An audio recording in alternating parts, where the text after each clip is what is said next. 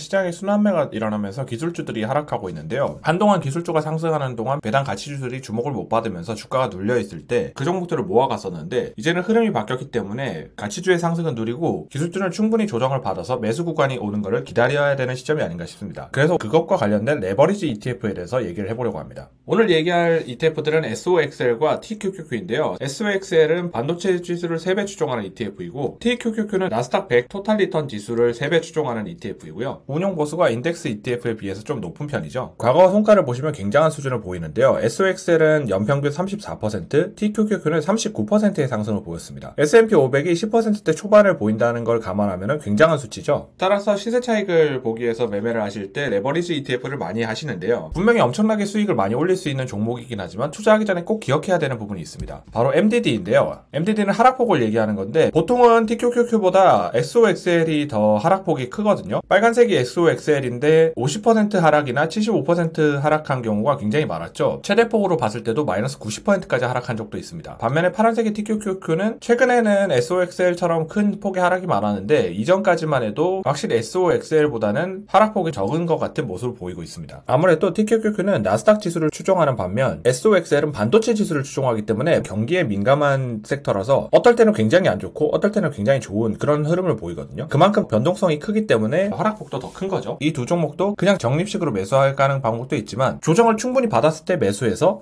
상승하는 구간을 잘라먹는 게 훨씬 더 효율적이라고 할 수 있거든요. 그렇기 때문에 고점 대비 어느 정도 하락했을 때 매수에 들어가시려고 하시는 분들이 많을 텐데 TQQQ보다 SOXL이 더 큰 폭의 하락이 자주 있다는 걸 감안하셔가지고 첫 매수 시점을 정하시는 게 좋지 않을까 싶습니다. 레버리지 ETF를 투자할 때 꼭 잊지 말아야 되는 게 바로 변동성 끌림인데요. 주가가 10% 상승했다가 10% 마이너스가 되면 원래 자리로 돌아오는 게 아니라 1% 하락하게 되잖아요. 그게 레버리지에서는 더 크게 일어나거든요. 기초자산이 100에서 시작해서 10% 내렸다가 10% 올랐다가를 계속 반복하고 있습니다. 내렸다 올렸다 내렸다 올렸다를 반복하게 되면 100에서 98이 되는데요. 3배 레버리지의 경우 10% 떨어질 때 30%가 떨어지게 되잖아요. 그리고 10% 오를 때 30%가 오르게 되죠. 떨어졌다 올랐다 떨어졌다 올랐다를 반복하게 되면 100에서 출발했는데 82로 엄청나게 큰 격차가 벌어지게 됩니다. 이 이유 때문에 실제로 성과는 3배가 되지 않거든요. QQQ가 연평균 18%인데 TQQQ는 39%로 2배 정도 수치가 되고 XOXX는 24%인데 XOXL은 34%로 1.5배 정도만 됩니다. 장기적으로 봤을 때는 그 차이도 엄청나게 크기 때문에 성과가 확실히 더 좋은 건 맞아요. 그렇지만 더 큰 변동성을 견뎌야 된다는 게 전제 조건입니다. 기술주가 상승할 때도 그렇지만 기술주가 하락하면서 큰 폭의 반등을 먹기 위해서 레버리지 ETF에 관심을 가지시는 분들이 많을 텐데 매수를 하시기 전에 충분히 내가 견딜 수 있는 범위를 생각하셔가지고 전략을 짜셔야 수익을 얻을 수 있을 겁니다. 그렇지 않고 막연하게 반등하기 때문에 매수를 들어가게 된다면 생각했던 것과 다르게 추가적으로 하락이 나왔을 때 이 하락의 폭이 작지 않을 수 있기 때문에 저점에서 손절하게 되는 그런 최악의 경우가 일어날 수도 있거든요.